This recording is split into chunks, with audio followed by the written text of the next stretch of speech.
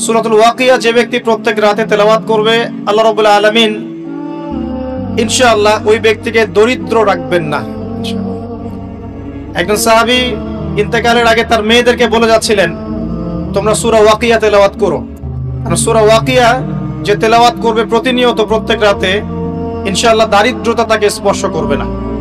যদি আমরা প্রাচুর্য চাই এবং হালাল সম্পদের প্রাচুর্য চাই, আমাদের উচিত হবে সূরা ওয়াকিয়ার উপর আমল করা। আল্লাহ পাক তৌফিক দান করুন। এবার আসুন, এই সূরার মধ্যে মোটামুটি ভাবে 4টা থেকে 5টা অংশ আছে। প্রথম অংশটাতে আল্লাহ রাব্বুল আলামিন ইযা ওয়াকাআতিল ওয়াকিয়া এখান থেকে শুরু করে প্রায় 10 নম্বর আয়াত পর্যন্ত আল্লাহ রাব্বুল আলামিন এখানে কিয়ামতের কথা বলছেন, যে কিয়ামত অবশ্যম্ভাবী, এটা ঘটবেই, এ বিষয়ে কোনো সন্দেহ নাই। এবং কিয়ামত যখন ঘটবে তখন মানুষ 3টা দলে ভাগ হয়ে যাবে। কয়টা দল? 3টা। একটা হচ্ছে ডান পার্শ্বওয়ালা আসহাবুল ইয়ামিন, যারা আল্লাহ রাব্বুল আলামিনের ডান দিকে থাকবে।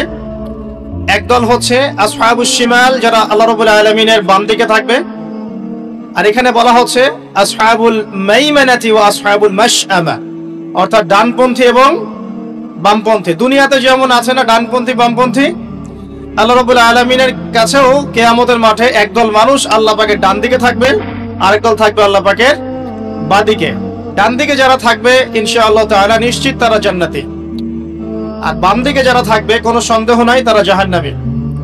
এর সাথে সম্পৃক্ত একটা হাদিস আছে যে মেরাজের রাতে যখন নবী সাল্লাল্লাহু আলাইহি ওয়াসাল্লাম আল্লাহ পাকের সাথে সাক্ষাতের জন্য গিয়েছিলেন, তখন প্রথম আসমানে তার সাথে দেখা হয়েছিল আমাদের পিতা, আদি পিতা আদম আলাইহিস সালাম।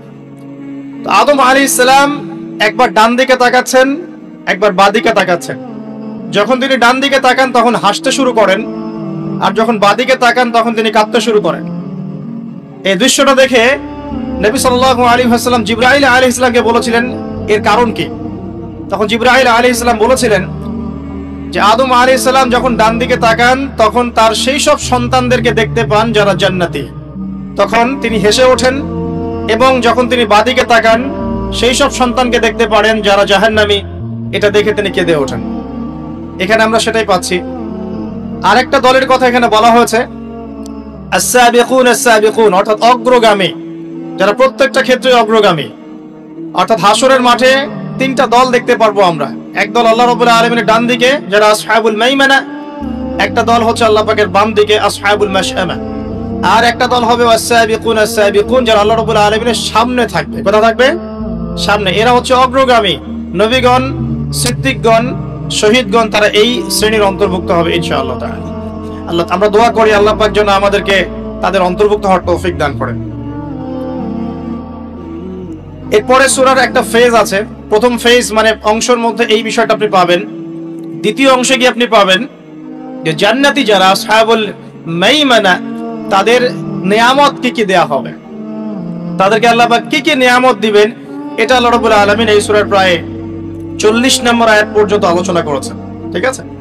এরপর আল্লাহ রাব্বুল আলামিন 41 নম্বর আয়াত থেকে শুরু করেছেন বাম দিকওয়ালা যারা, তাদের কি কি শাস্তি হবে, এই শাস্তিগুলোর ডিটেইলস বর্ণনা সূরা ওয়াকিয়ার 41 নম্বর আয়াত থেকে শুরু করে মোটামুটি ভাবে 60 নম্বর আয়াত পর্যন্ত আপনি পাবেন।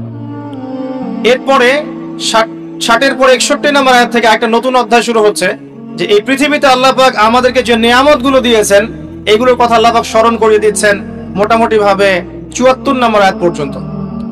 আর 75 নম্বর আয়াত থেকে শুরু করে শেষ পর্যন্ত আল্লাহ রাব্বুল আলামিন বলছেন কোরআন নাজিল হওয়া, কোরআনের গুরুত্বের, পবিত্রতা, মাহাত্ম্য এবং কোরআন অনুযায়ী আমলের গুরুত্ব এবং কোরআন অস্বীকারীদের পরিণতি, এবং শেষে গিয়ে আল্লাহ রাব্বুল আলামিন বলছেন এই 3 দলের মধ্যে কোন দলের পরিণতি কি হবে এবং আমরা কোন দলের অন্তর্ভুক্ত হতে চাই। এভাবে আল্লাহ রাব্বুল আলামিন সূরাটাকে শেষ করেছেন। তো আমরা শুরুটা করতে যাচ্ছি শেষের অংশ থেকে, কারণ শেষের অংশের মধ্যেই মূল মেসেজটা আপনি পাবেন, পরের গুলো আস্তে আস্তে আসবে রিলেটেড ভাবে। আমি শেষ থেকে শুরু করার চেষ্টা করছি, আল্লাহ পাক তৌফিক দান করুন, আমিন। আল্লাহ রাব্বুল আলামিন শেষের দিকে বলছেন 75 নম্বর আয়াতে, এখান থেকে বোঝার চেষ্টা করুন।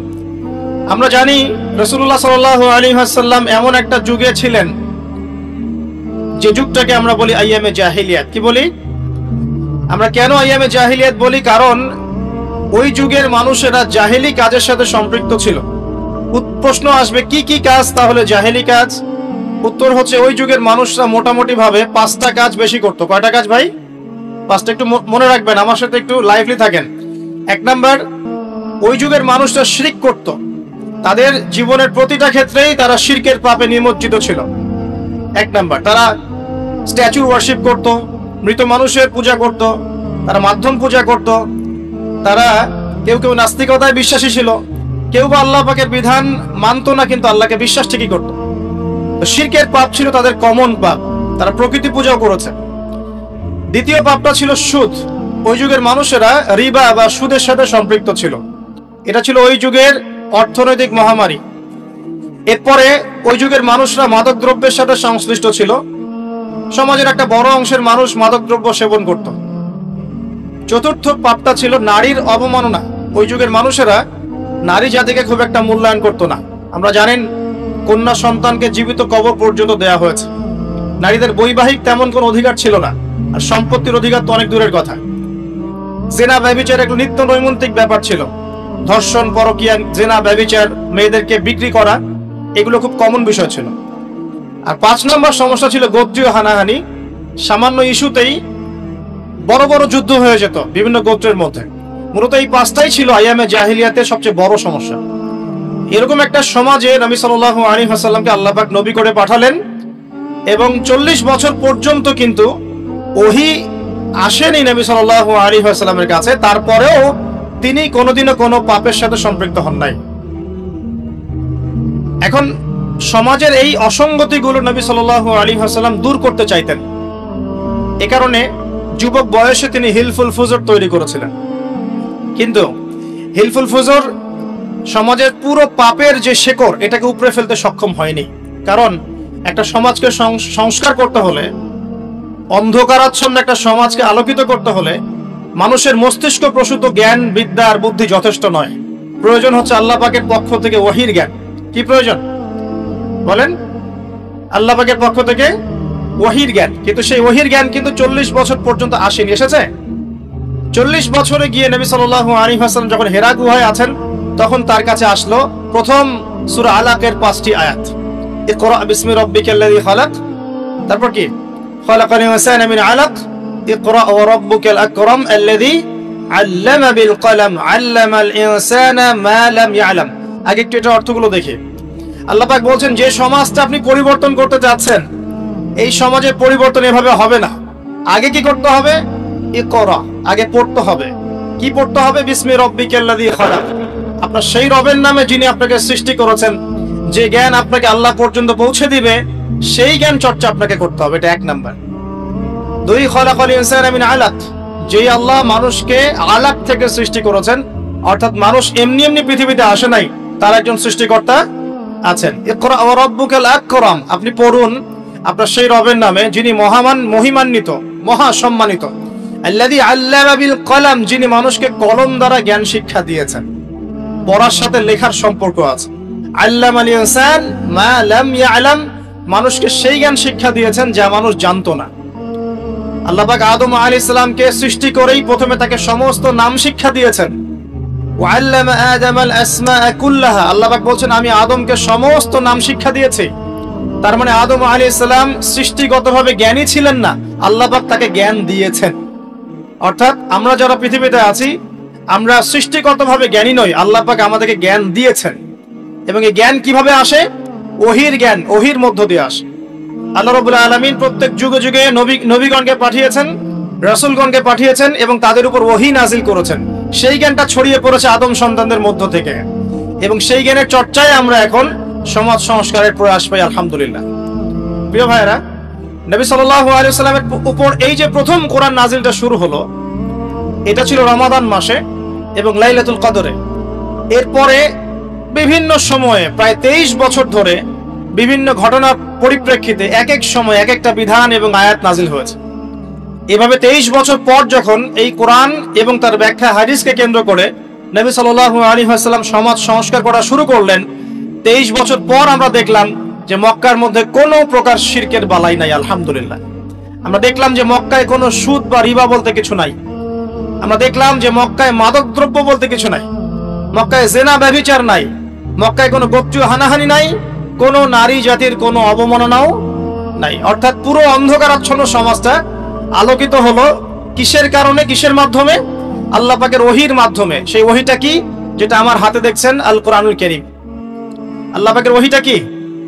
আল কোরআনুল কারীম, এবং তার ব্যাখ্যায় কি আছে? সুন্নাহ আছে, নাকি সুন্নাহ নাই? কোরআন এবং সুন্নাহ একত্রিত হয়েই তো ওহী। কিছু মানুষ এখন বের হয়েছেন দুঃখজনক, যারা বলেন যে কোরআন মানলেই হবে, হাদিস মানার কোনো প্রয়োজন নাই। এটা একটা ডাহা মিথ্যা কথা এবং এটা একটা ডাহা পথভ্রষ্টতা। এখান থেকে বের হওয়ার জন্য আমরা দাওয়াত প্রদান করব, কারণ হাদিস না মানলে আপনি কোরআনও মানতে পারবেন না। কারণ কোরআনে আল্লাহ পাক বলছেন সূরা হাশরের 7 নম্বর আয়াতে, ওয়ামা আতাকুমুর রাসূলু ফাখুযু, রাসূল যা দিয়েছেন তা গ্রহণ করো, ওয়ামা নাহাকুম আনহু ফান্তাহু, রাসূল যা যা থেকে বিরত থাকতে বলেছেন দূরে থাকো। এখন রাসূল যা বলেছেন সেগুলো কি আমরা কোরআন, রাসূল যা থেকে বিরত থাকতে বলেছেন সেগুলো কি আমরা কোরআনে পাবো না হাদিসে? তাহলে কোরআনের এই আয়াতকে মানতে হলে আমাকে হাদিস মানতেই হচ্ছে। যদি আমি হাদিস না মানি তাহলে কোরআনের এই আয়াতের উপরে আমল হচ্ছে না। অতএব আপনি কোরআন অস্বীকারী কাফের হয়ে যাবেন, নাউযুবিল্লাহ। আল্লাহ পাক হেফাজত করুন, আমিন। বলতে যাচ্ছিলাম, মাত্র 23 বছরে নবী সাল্লাল্লাহু আলাইহি ওয়াসাল্লাম পুরো আরবের পরিবেশ পরিবর্তন করে দিয়েছিলেন কোরআন এবং সুন্নাহকে হাতে নিয়ে। এখন আল্লাহ পাক এই 23 বছরে প্রথম 13 বছর নবীজিকে রেখেছেন মক্কায়, আর বাকি 10 বছর রেখেছেন মদিনায়। আর মক্কায় যে সূরাগুলো নাজিল হচ্ছিল এগুলোর মধ্যে পরকালের কনসেপ্ট বেশি ছিল। আল্লাহর তাওহীদ, পরকাল, মৃত্যু, হাসর, জান্নাত, জাহান্নাম, মিজান, পুলসিরাত, মানুষের দৃষ্টিভঙ্গি আগে পরিবর্তন করা হচ্ছিল যে এই দুনিয়ার জীবনটা সাময়িক এবং এটা চিরস্থায়ী নয়, আমাদেরকে ফিরে যেতে হবে আল্লাহর কাছে। এই দুনিয়ার জীবনটা হচ্ছে একটা কর্মক্ষেত্র মাত্র, ফলাফলের জায়গা এটা নয়। এই কনসেপ্টটা পরিষ্কার করার জন্য আল্লাহ রাব্বুল আলামিন মাক্কি জীবনে কিন্তু খুব বেশি এই সুদের বিধান, জিহাদের বিধান, হ্যাঁ অন্যান্য যে বিধানগুলো আছে, পর্দার বিধান, এগুলো কিন্তু খুব একটা মক্কায় নাজিল হয়নি, মদিনায় গিয়ে নাজিল হয়েছে। আমার কথা কি বুঝতে পারছেন? আগে মানুষের আকীদাটাকে, মানুষের দর্শনটাকে চেঞ্জ করা হয়েছে। বস্তুবাদী দর্শন থেকে আগে পরকালমুখী দর্শনে মানুষকে নিয়ে আসা হয়েছে, আল্লাহর কাছে আত্মসমর্পণের দর্শনে আনা হয়েছে। এরপর আল্লাহ পাক একটা একটা করে বিধান দিয়েছেন, মানুষ অবনত চিত্তে আত্মসমর্পণ করেছে। অতএব দাওয়াতি কাজ করতে গেলে আগে এভাবেই কাজ করা উচিত। আগে মানুষকে আল্লাহর দিকে নিয়ে আসতে হবে, তাওহীদের দিকে নিয়ে আসতে হবে, লা ইলাহা ইল্লাল্লাহের দিকে নিয়ে আসতে হবে, মুহাম্মদুর রাসূলুল্লাহর দিকে নিয়ে আসতে হবে। তারপরে আস্তে আস্তে দেখবেন ইনশাআল্লাহ সেই মানুষ নামাজ, রোজা, হজ, যাকাত, পর্দা সবই করবে ইনশাআল্লাহ। করবে না? আল্লাহ পাক এইভাবেই দাওয়াতটা দিতে বলেছেন নবী সাল্লাল্লাহু আলাইহি ওয়াসাল্লামকে। এর পরিপ্রেক্ষিতে এক পর্যায়ে সূরা ওয়াকিয়া নাজিল হয়। যে কোনো মাক্কি সূরা আপনি দেখবেন সেখানে হিস্ট্রি পাবেন, পূর্ববর্তী নবীদের ঘটনা পাবেন, আগেকার আম্বিয়া কেরামের ঘটনা পাবেন, জান্নাতের বর্ণনা পাবেন, জাহান্নামের আযাবের বর্ণনা পাবেন, মৃত্যু, পরকাল, মিজান, পুলসিরাত, এগুলোর কথা পাবেন মাক্কি সূরাগুলোর মধ্যে। সূরা ওয়াকিয়ার মধ্যে আল্লাহ পাক এটাই বলেছেন। আমি শেষ থেকে করছি এই কারণে, আল্লাহ পাক বলছেন বিসমিল্লাহির রহমানির রহিম, ফালা উকসিমু বিমাওয়াকিইন নুজুম। খেয়াল করুন একটা, আল্লাহ পাক বলছেন আমি কসম করছি, আল্লাহ পাক বলছেন আমি কসম করছি নক্ষত্রগুলোর অবস্থান স্থলের। একটু কথাগুলো খুবই উঁচু মানের, উঁচু বালাগাতের, একটু মনোযোগ দিতে হবে। আল্লাহ পাক বলছেন যে আমি কসম করছি নক্ষত্রগুলোর অবস্থান স্থলের। এটা একটা বিশাল কসম, ইন্নাহু লাকাসামুল লাউ তা'লামুনা আযীম। আর আমি এখন যে কসমটা করলাম এই কসমটা একটা বিশাল বিষয়ের কসম, কিন্তু তোমরা এটা বুঝতে পারছো না। কিভাবে বিশাল বিষয়? আগে এটা বোঝেন। নক্ষত্রের অবস্থানগুলো এত সূক্ষ্ম, যদি কখনো আপনি আকাশের তারা দেখে থাকেন এবং অ্যাস্ট্রোনমি সম্পর্কে আপনার কোনো সামান্য ধারণাও থেকে থাকে, আপনি বুঝতে পারবেন যে এই মহাবিশ্বে আমাদের আকাশে যে তারাগুলো দেখা যায় এই তারাগুলোর অবস্থান খুবই সূক্ষ্ম। এক একটার থেকে এক একটা ডিস্টেন্স যদি 1 ইঞ্চিও কম বেশি হয়ে যায় এই অভিকর্ষ বল, মহাকর্ষ বলটা কলাপস করবে, এত সূক্ষ্ম। আমরা এখন বলি না যে বিগ ব্যাং থেকে মহাবিশ্ব সৃষ্টি হয়েছে, কেউ সৃষ্টি করে না, নাউযুবিল্লাহ। অথচ এই মহাবিশ্বের প্রতিটা গ্রহ, নক্ষত্র, গ্যালাক্সি, সৌরজগৎ, চন্দ্র, সূর্য, পৃথিবী, এগুলো এত সূক্ষ্ম গাণিতিক ব্যাখ্যায় আছে, এত সূক্ষ্ম গাণিতিক সূত্র মেনে চলে, যার একটু ডানে বামে গেলেই মহাবিশ্ব কলাপস করে যাবে। শুধু যদি সূর্যটাকে 1 হাত এগিয়ে দেওয়া হয় তাহলে এই পৃথিবীর অর্ধেকের বেশি জায়গা মরুভূমি হয়ে যাবে। আর যদি সূর্যটাকে 1 হাত পিছিয়ে দেওয়া হয় তাহলে এই পৃথিবীর একটা বড় অংশ বরফের চাদরে ঢেকে যাবে। শুধু যদি চাঁদকে একটু এগিয়ে দেওয়া হয়, পৃথিবীর একটা বড় অংশ সমুদ্রের পানিতে ভেসে যাবে। আর চাঁদকে যদি একটু পিছিয়ে দেওয়া হয়, ভাটা পড়ে যাবে, সাগরের স্রোত পাবেন না আপনি। কথাগুলো বুঝতে হলে আপনাকে অ্যাস্ট্রোনমি জানতে হবে, কিছুটা হলো আপনাকে এগুলো পড়াশোনা করতে হবে। আল্লাহ পাক বলছেন, তারাগুলোর অবস্থানের কসম করছি আমি আল্লাহ। আর তোমরা যদি জানতে যে কসমটা কত বিশাল, অর্থাৎ এটা একটা বিশাল মানের কসম, তারাগুলোর অবস্থানের কসম। এখানে কোরআনের আয়াতকে তারার সাথে তুলনা কেন করা হচ্ছে, একটা বিষয় আছে। আপনি যদি তারাগুলোর অবস্থান স্থল মেলাতে পারেন, আপনি পথ খুঁজে পাবেন। মনে করেন পৃথিবীতে কোনো ঘড়ি নাই, সব শেষ, আপনি সমুদ্রে চলাফেরা করছেন, কোন দিক পূর্ব, কোন দিক পশ্চিম, কোনটা উত্তর, কোনটা দক্ষিণ, আপনি বুঝতে পারবেন অনলি তারা দেখে, আর কোনো সুযোগ নাই। আগেকার নাবিকরা এইভাবে তারা দেখে পথ চলতো। একটু রিল্যাক্সে যদি রাতের বেলা তারা দেখতে পারেন, আপনি দেখবেন আপনি খালি চোখেই বুঝতে পারবেন তারাগুলোর মধ্যে একটা গাণিতিক সূত্র আছে। যদি আপনি জ্যামিতি বুঝে থাকেন, এক একটা থেকে একটা ডিস্টেন্স, তার থেকে আরেকটা ডিস্টেন্স দেখবেন সমান। কারোর সাথে ত্রিভুজ আকৃতি, কারোর সাথে চতুর্ভুজের আকৃতি, কারোর সাথে বর্গাকৃতি তারাগুলো আছে, এত সূক্ষ্মভাবে। আল্লাহ পাক এগুলো এমনি এমনি সৃষ্টি করেন নাই। আল্লাহ পাক বলেছেন এই তারাগুলো হিফজন, মানে এগুলো শয়তানকে প্রতিহত করে দেয়। শয়তান যদি উপরে উঠে খবর নেয়ার জন্য আল্লাহ পাক এরকম উল্কাপিণ্ড নিক্ষেপ করেন তাদের পিছনে। আল্লাহ পাক বলছেন তারাগুলো অবস্থান স্থিতি তোমাদেরকে পথ দেখাবে, ঠিক যেমন কোরআনের আয়াতগুলো তোমাদেরকে পথ দেখায়। এখানে একটা বিষয় বোঝার চেষ্টা করুন। আপনি যদি তারাগুলোর অবস্থান মেলাতে পারেন, তাহলে যেমন আপনি পথ খুঁজে পাবেন, ঠিক তেমনি আপনি যদি কোরআনের এক আয়াতকে আর এক আয়াতের সাথে মেলাতে পারেন, তাহলে হেদায়েত খুঁজে পাবেন। আমি কি বোঝাতে পারছি? এক তারা আর এক তারার অবস্থান মিলিয়ে যদি আপনি পথ খুঁজতে পারেন, ঠিক একইভাবে কোরআনের একটা আয়াতকে আরেকটা আয়াতের সাথে মেলালে আপনি একটা হেদায়েতের পথ খুঁজে পাবেন। এই কারণে তারাগুলোর সাথে কোরআনের আয়াতকে তুলনা করা হচ্ছে। আল্লাহ পাক বলছেন এই বিশাল কসম করে আমি বলছি কি। আচ্ছা, একটা কথা, আল্লাহ পাক কেন কসম করেন? আল্লাহ রাব্বুল আলামিন সবসময় এমন কিছুরই কসম করেন যেটা খুব বেশি ইম্পর্টেন্ট। আল্লাহ পাক অহেতুক কোনো কিছুর কসম করেন না। আল্লাহ পাক বলছেন ওয়াল আসরি, সময়ের কসম, মানে সময়টা খুব ইম্পর্টেন্ট জিনিস। আল্লাহ পাক বলছেন তিন ফলের কসম, তিন ফল গুরুত্বপূর্ণ। ওয়া জাইতুন ইম্পর্টেন্ট। ওয়া তুরি সিনিন, তুর পাহাড়, সিনাই পাহাড় ইম্পর্টেন্ট। ওয়া দুহা, অপরাহ্নের শপথ। ওয়া লাইল, রাতের শপথ। ঠিক আছে? আল্লাহ পাক কোন ক্ষেত্রে ফালা ওয়া রাব্বুক, তোমার রবের কসম, এটাও বলেছেন, নিজের কসম নিজে করেছেন। তো আল্লাহ পাক নিঃসন্দেহে সেই বিষয়ের কসম করেন যেটা আমাদের কাছে অনেক বেশি ইম্পর্টেন্ট। এখানে আল্লাহ পাক বলছেন আমি আকাশের তারার অবস্থান স্থলের কসম করছি। কসম করে বলছি, বিশাল বিষয়ের কসম করে আল্লাহ পাক একটা বড় কথাই বলতে চাবেন। একটা বড় বিষয়ে এর কসম করে নিশ্চয় একটা বড় কথা আসবে, এটা স্বাভাবিক, তাই না?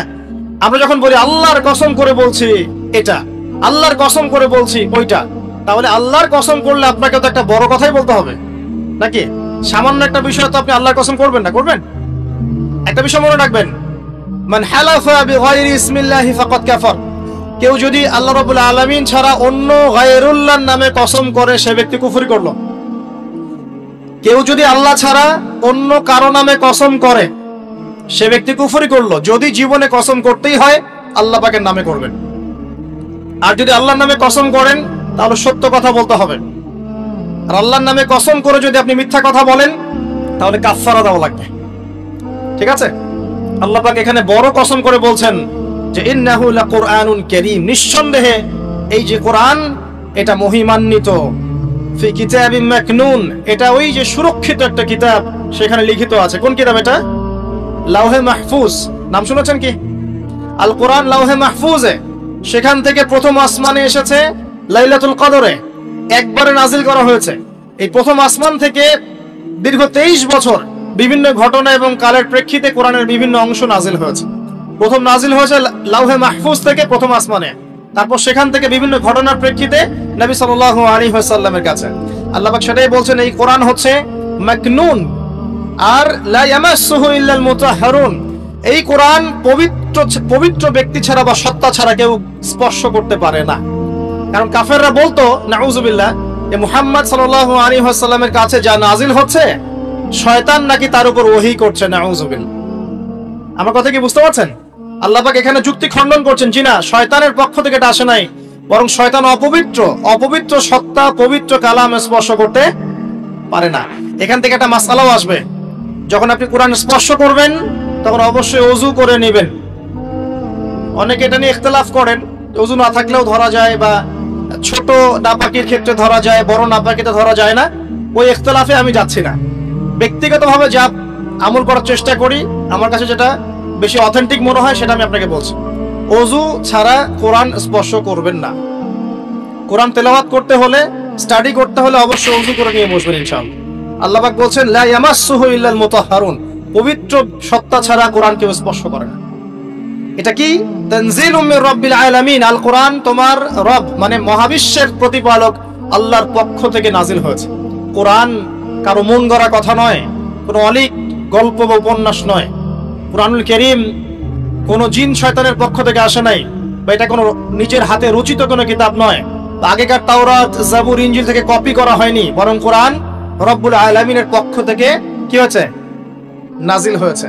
আল্লাহ পাক বলেন আফা বিহাদাল হাদিসি আনতুম মুদহিনুন, তোমরা কি এই যে হাদিস, কোরআনকে এখানে হাদিস বলা হচ্ছে, হাদিস মানে কিন্তু বাণী, কোরআনকে বলা হচ্ছে এই বাণী বা এই হাদিসকে কি তোমরা এড়িয়ে যাচ্ছ? আল্লাহ পাক বলেন ওয়া তাজআলুনা রিজকাকুম আন্নাকুম তুকাযযিবুন, এই কথাটা ভালো করে শোনেন। আল্লাহ পাক বলেন কোরআনকে অস্বীকার করাই কি তোমরা তোমাদের রিজিক বানিয়ে নিয়েছো? আজকের বিশ্বে যত মানুষ রিজিক পাচ্ছে বেশিরভাগ কোরআন অস্বীকার করে রিজিক পাচ্ছে। বুঝতে পারছেন না? মনে হয় কোরআন এবং তার সাথে বিরোধিতা করে মানুষ রিজিক কামাই করছে না? মানুষ সুদের মধ্যে দিয়ে রিজিক পাচ্ছে, কোরআনকে পাশ কাটিয়ে যাচ্ছে। মানুষ ঘুষের মধ্যে রিজিক নিচ্ছে, কোরআন পাশ কাটিয়ে যাচ্ছে। মানুষ দুর্নীতি করে রিজিক নিচ্ছে, কোরআন পাশ কাটিয়ে যাচ্ছে। কোন কোন ক্ষেত্রে ইসলামের বিরোধিতা করাটাকেই রিজিক বানিয়ে নিয়েছে মানুষ। নাই কত মানুষ বই লিখছে ইসলামের বিরুদ্ধে, টকশো করছে ইসলামের বিরুদ্ধে, বক্তব্য দিচ্ছে ইসলামের বিরুদ্ধে, সংগঠন চালাচ্ছে ইসলামের বিরুদ্ধে। মানে আল্লাহ পাক বলছেন তোমরা কি কোরআনের বিরোধিতা করাটাকেই রিজিক বানিয়েছো? কত চমৎকার কথা, তাই না? বাস্তবে তাই হচ্ছে না? বাস্তবে এটাই হচ্ছে। খুব কম সংখ্যক মানুষ বাদ দিয়ে বেশিরভাগ মানুষ আল্লাহর বিরোধিতা করেই রিজিক অর্জন করার চেষ্টা করছে। আল্লাহ পাক আমাদেরকে বোঝার তৌফিক দান করুন, আমিন। আল্লাহ পাক বলেন ফালাউলা ইযা বালাগাতিল হুলকুম, কতদিন করবে এভাবে, কতদিন চলবে এভাবে? ফালাউলা ইযা বালাগাতিল হুলকুম, ওই কথা স্মরণ করো যখন তোমাদের প্রাণ জানটা চলে আসবে হুলকুমে। হুলকুম কোনটা? যেখান থেকে আপনি হা আইন এগুলো উচ্চারণ করেন, তাই না? নাকি উস্তাদরা আছেন না এখানে? এটা হুলকুম। বাই দ্য ওয়ে, এখন অবশ্য একটা যুগ চলছে, এখন শায়েখ হতে কোরআন তেলাওয়াত করা শেখা লাগে না আর কি। এমনি মানুষ শায়েখ হয়ে যেতে পারে, এটা আলাদা বিষয়। তবে কোরআন বিশুদ্ধ করে তেলাওয়াত করা শিখতে হবে না? হুলকুম থেকে যে অক্ষরগুলো আসে আমরা তো জানি। আল্লাহ পাক বলছেন তোমাদের প্রাণ যখন হুলকুমে চলে আসবে সেই সময় তোমরা বুঝতে পারবে। কি বুঝবে? ওয়া আনতুম হিনা ইযা তানজুরুন, তোমরা তখন ফেলফেল করে তাকিয়ে থাকবে। তাকিয়ে থাকে না মানুষ? কেউ যখন মারা যাচ্ছে আপনার সামনে, কারো কিছু করার আছে? আশপাশের মানুষ ফেলফেল করে তাকিয়ে থাকে না? কিচ্ছু করার নাই। ওয়া নাহনু আকরাবু ইলাইহি মিনকুম ওয়ালাকিন লা তুবসিরুন, আল্লাহ পাক বলেন ওই সময় আমি তোমাদের চেয়ে ওই মাইয়াতের বেশি কাছে থাকি। ওই সময় তোমাদের চাইতে আমি আল্লাহ ওই ব্যক্তির বেশি কাছে থাকি। ফালাউলা ইন কুনতুম গায়রা মাদিনিন, তোমরা কি আমার কর্তৃত্বের অধীনে নও? তারজিউনাহা ইন কুনতুম সাদিকিন, যদি এখন ক্ষমতা থাকে, যে আল্লাহ, যে কোরআন, যে ইসলামকে অস্বীকার করলা, এখন ক্ষমতা থাকলে সেই প্রাণটাকে ফিরাই দাও দেখি। আল্লাহর কথা কি বুঝতে পারছেন? আল্লাহ পাক বলছেন তোমরা কি কোরআন এর বিরোধিতা করাটাকে রিজিক বানিয়েছো? করতে থাকো, কিন্তু যখন তোমাদের প্রাণ কণ্ঠাগত হবে তখন তোমরা ফেলফেল করে তাকিয়ে থাকবে, কিছুই করতে পারবে না। ওই সময় আমি আল্লাহ ওই ব্যক্তির কাছে থাকি তোমাদের চাইতে। আর তোমরা যদি আমার কর্তৃত্বের বাইরেই থাকো তাহলে ওর জানটাকে ফিরাই নিয়ে আসো দেখি। কথাগুলো কি বুঝতে পারছেন? আমি আসলে কোরআন অনুবাদ করতেও পারছি না এবং ব্যাখ্যাও করতে পারছি না, আমার অপারগতা। কারণ আমি এখন এই বয়সে এসে ফিল করি যে আমি আসলে ইসলামের মনে হয় 5 থেকে 10% জ্ঞান অর্জন করতে পারি না। আমার কাছে এটাই ফিল হয়। আমি যত বেশি জ্ঞান অর্জনের সাগরে ডুব দিয়েছি বা দিচ্ছি, আমার কাছে এটাই মনে হচ্ছে যে আমি এখন পর্যন্ত 10% জ্ঞান অর্জন করতে পারি নাই, এখনো ডুবি দিতে পারি নাই। মণিমুক্ত আহরণ করে কিভাবে আপনাদের সামনে উপস্থাপন করবো এটা আমার জানা নাই। তবে আমি আমার জায়গাটাকে চেষ্টা করছি। আর কোরআন এত উচ্চ মানের একটা কিতাব যেটার ব্যাখ্যা করার আমাদের পক্ষে আসলে পসিবল না। কোরআন ব্যাখ্যা করা বা এর আয়াতের যে মর্ম সেটা আপনাকে বুঝিয়ে দেয়া আসলে আমার পক্ষে পসিবল না। আমি মনে করি না এটা কারো পক্ষেই পসিবল। আমি মনে করি না এটা কারো পক্ষেই পসিবল। কোরআনের এক্সাক্ট মিনিংটা, এক্সাক্ট বালাগাত এবং বুঝটাকে আপনার কলিজায় ঢুকাই দেবে, এটা আমার মনে হয় না কারো পক্ষে পসিবল। একজন ব্যক্তি তার পক্ষে সম্ভব ছিল, তিনি ছিলেন আমাদের প্রিয় নবী মুহাম্মদ রাসূলুল্লাহ সাল্লাল্লাহু আলাইহি ওয়াসাল্লাম এবং তার সাহাবায়ে কেরাম রাদিয়াল্লাহু আনহুম যা শিখেছেন, যদি তাদেরকেও পেতাম তাহলেও হয়তো কিছু আমরা অ্যাচিভ করতে পারতাম, তারপরের জেনারেশনকে যদি পেতাম তাও কিছু অ্যাচিভ করতে পারতাম। এখন 1400 বছর পরে সেই কিতাব নিয়ে আমরা স্টাডি করছি, আর আমরা যারা এখন বেঁচে আছি আমাদের মধ্যে কি সেই নূর আর মারিফত আছে যা নবী এবং সাহাবীদের যুগে ছিল? তাহলে কিভাবে আমি আপনাকে কোরআনের পুরো অথেন্টিসিটি এবং এর ইন্টারপ্রিটেশন আপনাকে বোঝাবো কিভাবে? আসলে আমার পক্ষে সম্ভব না, চেষ্টা করছি, শুধু অনুবাদ করে শোনাতে পারছি, আমি ব্যাখ্যা আপনার সামনে করতে পারছি না। আল্লাহ পাক মাফ করুন। আল্লাহ পাক শেষে গিয়ে বলছেন যে কোরআন বিরোধিতা করাটাকেই কি তোমরা রিজিক বানিয়ে নিয়েছো? জেনে রেখো, যদি কোরআনের বিরোধিতা করতে থাকো, একদিন তোমাদের মৃত্যু আসবেই। যেদিন আসবে সেদিন কণ্ঠনালীর কাছে চলে আসবে তোমাদের প্রাণ। ওই দিন আশপাশে বহু মানুষ থাকলেও কেউ তোমাদের কোনো উপকার করতে পারবে না, সবাই ফ্যাল করে তাকিয়ে থাকবে। তোমার নিয়ন্ত্রণ আমার হাতে থাকবে, এবং যদি ক্ষমতা থাকে আর তোমরা যদি আমার কর্তৃত্বের বাইরেই থেকে থাকো, তাহলে ওই আত্মাটাকে ফেরত দিয়ে দেখিও সেদিন যদি তোমাদের ক্ষমতা থাকে। আমরা কি পারবো? অতএব আমাদের উচিত হবে কি, আল কোরআনের সামনে কি করা? আত্মসমর্পণ করা, নত হওয়া। এখন নত হওয়া মানে কি সেটা আমি 6টা সেন্টেন্সে বলছি আপনাকে। আল কোরআনের সামনে আত্মসমর্পণ করা বা নত হওয়ার মানেটা কি, এটা আমি আপনাকে 6টা সেন্টেন্সে ব্যাখ্যা করছি। 1 নাম্বার, আমরা যারা বেঁচে আছি উম্মতে মুহাম্মাদি, আমাদের প্রত্যেকের উচিত হবে আল কোরআন আগে বিশুদ্ধ করে তেলাওয়াত করতে শেখা। এটা আমাদের প্রথম কাজ, শিখবো ইনশাআল্লাহ। আল্লাহ পাক তৌফিক এনায়েত করুন। এটা হচ্ছে ইসলামের পড়াশোনার একদম বেসিক প্রাইমারি স্টেজ। কোরআন তেলাওয়াত করা শেখাটা হচ্ছে দ্বীনের পড়াশোনার একদম বেসিক স্টেজ। এরপরে আসে কোরআনের অনুবাদ শেখার ব্যাপার, কোরআনের আরবি ব্যাকরণ শেখার ব্যাপার, নাহু সরফ শেখার ব্যাপার, বালাগাত শিখতে হয়, তারপরে হাদিস আছে, তারপরে আপনার যে আকীদা আছে, ফিকহের বইগুলো আছে, উসুলের বইগুলো আছে, তারপরে আস্তে আস্তে বড় বড় কিতাবগুলো আপনাকে পড়তে হয়। তো এই যে সিলেবাসটা আপনার সামনে আছে, এই সিলেবাসটা কভার করার প্রথম স্টেজটা কি? আগে আপনাকে আল কোরআন বিশুদ্ধ করে তেলাওয়াত শিখতে হবে। নবী সাল্লাল্লাহু আলাইহি ওয়াসাল্লাম বলেছেন, খায়রুকুম মান তাআল্লামা আল কোরআন ওয়া আল্লামা, তোমাদের মধ্যে সেই ব্যক্তি শ্রেষ্ঠ, উত্তম, যে ব্যক্তি নিজে আল কোরআন শেখে অন্যকে শেখায়। নবী সাল্লাল্লাহু আলাইহি ওয়াসাল্লাম একটা হাদিসে বলেছেন, আল্লাযী ইয়াকরাউল কোরআন ওয়া হুয়া মাহিরুন বিহি, যে ব্যক্তি কোরআন তেলাওয়াত করে এবং তার উপর দক্ষ হয়, মাহির হয়, মা'আস সাফরাতিল কিরামিন বারারা, সে ব্যক্তি পরকালে সম্মানিত ফেরেশতাদের সাথে হাসর করবে ইনশাআল্লাহ। ওয়াল্লাযী ইয়াকরাউল কোরআন, এবং যে ব্যক্তি কোরআন তেলাওয়াত করে, ওয়া ইয়াতাতাউ ফি, এবং কোরআন তেলাওয়াত করতে গিয়ে আটকে যায়, তাতা করে মানে আটকে যায়, জিহ্বায় আসে না, ওয়া হুয়া আলাইহি শাক, তার উপরে এটা কঠিন হয়ে যায়, তারপরেও সে চেষ্টা করে, ফালাহু আজরান, তার জন্য ডাবল পুরস্কার আছে ইনশাআল্লাহ।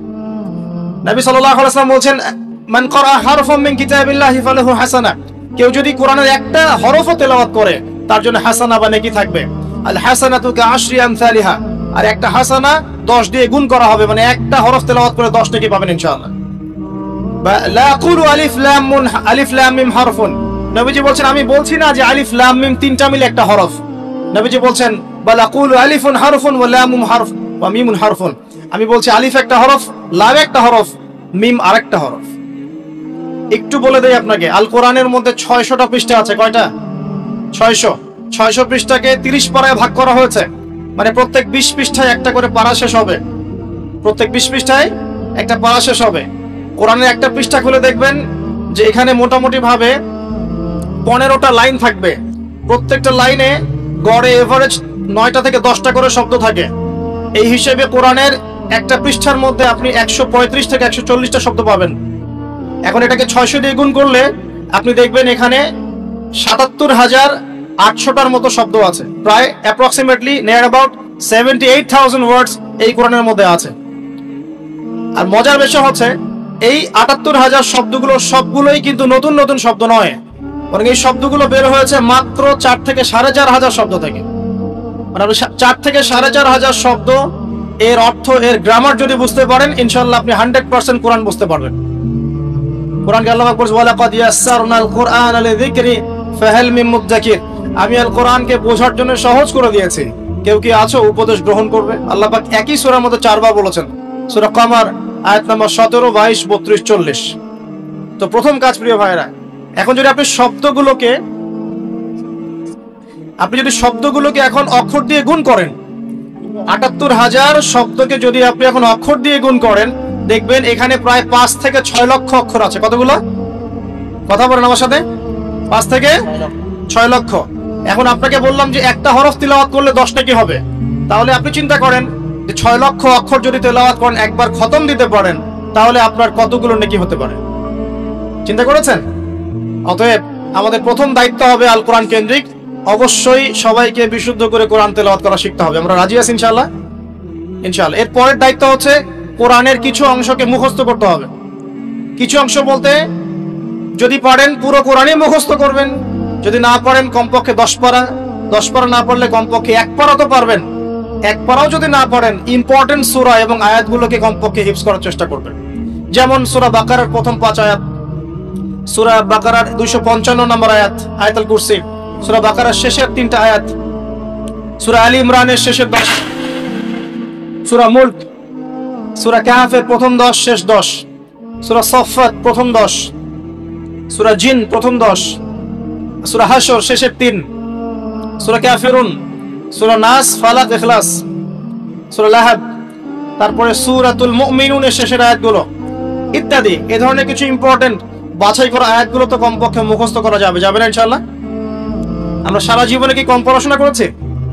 30 বছর পড়াশোনা করেছি। 30 বছর পড়াশোনা করে যদি আমি 30টা আয়াত শিখতে না পারি, তাহলে নিঃসন্দেহে এই পড়াশোনার জীবনে আমি ব্যর্থ না সফল? 30 বছর পড়াশোনা করে যদি আমরা 30টা হাদিস না শিখি, তাহলে আমরা ব্যর্থই। আমাদেরকে ব্যর্থই বলতে হবে। আমরা যদি এতদিন পড়াশোনা করেও ইসলামের বেসিক বিষয়গুলো না শিখি, আমরা ব্যর্থ না? অবশ্যই ব্যর্থ। আল্লাহ পাক আমাদেরকে শেখার তৌফিক দান করুন। আমিন। এরপরে সামনে যাই। হিফজ করলে কি হবে? যারা এরকম করে হিফজ করতে পারবে, আমল করতে পারবে, হাসরের মাঠে আল্লাহ রাব্বুল আলামিন ওই বান্দাদেরকে উদ্দেশ্য করে বলবেন, ইকরা ওয়ারতাক, তুমি পড়ো এবং উপরের দিকে উঠতে থাকো। ওয়ারাতিল কামা কুনতা তুরাতিল ফিদ দুনিয়া, তুমি দুনিয়াতে যেমন করে তেলাওয়াত করতে, এখন সেভাবে তেলাওয়াত করতে থাকো। তোমার শেষ মঞ্জিল হবে সেখানে, যেখানে তুমি পড়া শেষ করবে। কোরআন তেলাওয়াত করতে করতে আপনি যেখানে থামবেন, জান্নাতের সেই স্তরে আপনাকে রাখা হবে ইনশাআল্লাহ। তাহলে কোরআনের হাফেজ হওয়ার প্রয়োজন আছে না? এছাড়াও হাফেজে কোরআনরা কিন্তু সুপারিশও করবে, তার পরিবার বর্গের অনেকের জন্য সুপারিশ করবে ইনশাআল্লাহ। যারা কবিরা গুনাহগার হয়েছে, আল্লাহ পাক তাদের সুপারিশ কবুল করে ইনশাআল্লাহ ওই ব্যক্তিদেরকেও জান্নাতে দিয়ে দিবেন ইনশাআল্লাহ। আল্লাহ পাকের কাছে আমরা দোয়া করি যেন আমরাও কোরআনে হাফেজ হতে পারি। আমরা যদি নাও পারি, আমাদের সন্তানদেরকে যেন হাফেজ বানাতে পারি ইনশাআল্লাহ। বারবার একটা কথা বলি প্রত্যেকটা মাহফিলে গিয়েই, যে আল কোরআনের আলো ঘরে ঘরে জ্বলবে না যতক্ষণ পর্যন্ত ঘরে ঘরে কোরআনওয়ালা মানুষ তৈরি হবে না। প্রত্যেকটা ঘরে আমাদের অন্তত একটা করে কোরআনওয়ালা মানুষ লাগবে না? একটা করে কোরআনওয়ালা মানুষ তো লাগবে কমসে কম। আল্লাহ পাক আমাদের সন্তানদেরকে কোরআনওয়ালা মানুষ হিসেবে মানুষ করার তৌফিক দান করুন। আমি বলছি না আপনারা ডক্টর ইঞ্জিনিয়ার হবেন না, জেনারেল পড়াশোনা ছেড়ে দিবেন, এগুলো বলছি না। এই পড়াশোনা ছেড়ে দিলে আপনি কোরআন সুন্নাহকে হাতে নিয়ে বিশ্বকে চ্যালেঞ্জ করতে পারবেন না। এই পড়াশোনা দরকার আছে, কিন্তু আপনার ভিত্তিটা হতে হবে কোরআন সুন্নাহ কেন্দ্রিক। পারা যাবে না ইনশাআল্লাহ? আল্লাহ তৌফিক দান করুন। আমিন। 3 নম্বর হচ্ছে কোরআনের আদেশগুলো আমাদের মেনে চলার চেষ্টা করতে হবে। 4 নম্বর কোরআনের যে নিষেধগুলো আছে এগুলো বর্জন করতে হবে। 5 নম্বর কোরআনের দাওয়াত মানুষের কাছে পৌঁছাতে হবে। যতজন আপনার দাওয়াতে ভালো পথে ফিরে আসবে, সবার নেকি ইনশাআল্লাহ আপনি পাবেন ইনশাআল্লাহ। এবং 6 নম্বর কোরআনের কিছু বিধান আছে, এগুলোকে পাশ কাটিয়ে যাওয়া যাবে না, এগুলোকে বাস্তবায়ন করার চেষ্টা করতে হবে। আল্লাহ পাক তৌফিক দান করুন। এই 6টা কাজ যখন একত্রিত হবে, তখন এই যে আল্লাহ পাক নাজিল করলেন কোরআন, বিশাল কসম করে নাজিল করেছি, এর হকটা আদায় হবে। এবং যেভাবে আইয়ামে জাহেলিয়াতের সেই যুগটা পরিবর্তন হয়েছিল, ইনশাআল্লাহ এই যুগের জাহেলিয়াতও পরিবর্তন হবে ইনশাআল্লাহ। আমি আইয়ামে জাহেলিয়াতের যে পাপগুলোর কথা বলেছিলাম, মনে আছে তো? সেগুলো এই যুগে নাই। এই যুগে শিরক নাই, এই যুগে সুদ নাই, মাদকদ্রব্য, নারী জাতির অবমাননা, গোত্রীয় হানাহানি নাই। তার মানে আমরাও তো জাহিলিয়াতে আছি নাকি? নিঃসন্দেহে আমরাও জাহিলিয়াতের মধ্যেই আছি। যদি আমরা কোরআন এবং সুন্নাহ কেন্দ্রিক নবীর মতো করে মেহনত করতে পারি সাল্লাল্লাহু আলাইহি ওয়াসাল্লাম, তাহলে তিনি যেভাবে পরিবর্তন করেছিলেন ইনশাআল্লাহ আমরাও করতে পারবো ইনশাআল্লাহ তাআলা।